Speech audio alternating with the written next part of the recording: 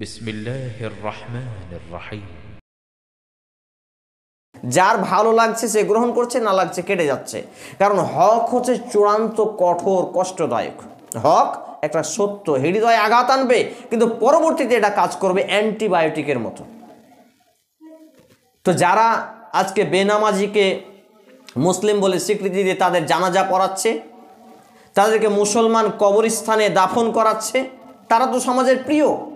তাদেরকে মানুষ বেশি বেশি দান দিবে, তাদেরকে টাকা দিবে, কারণ তাদের ধর্ম ব্যবসা। তারা ফুসলে ওই যে দুষ্টু লোকের মিষ্টি কথা একটু মিষ্টি মিষ্টি করে কথা বলবে, এটা স্বাভাবিক ব্যাপার।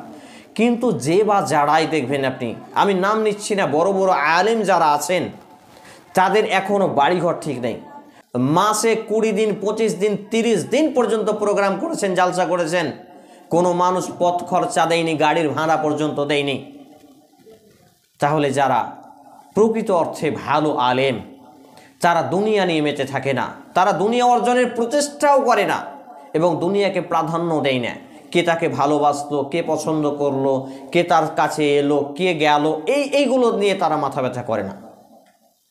আর এই জন্যই দেখবেন এক শ্রেণীর হুজুর আছে যারা বেনামাজিকে আশ্রয় প্রশ্রয় দেয় আর বেনামাজির সংখ্যা বাড়াতে তারাই সাহায্য করে।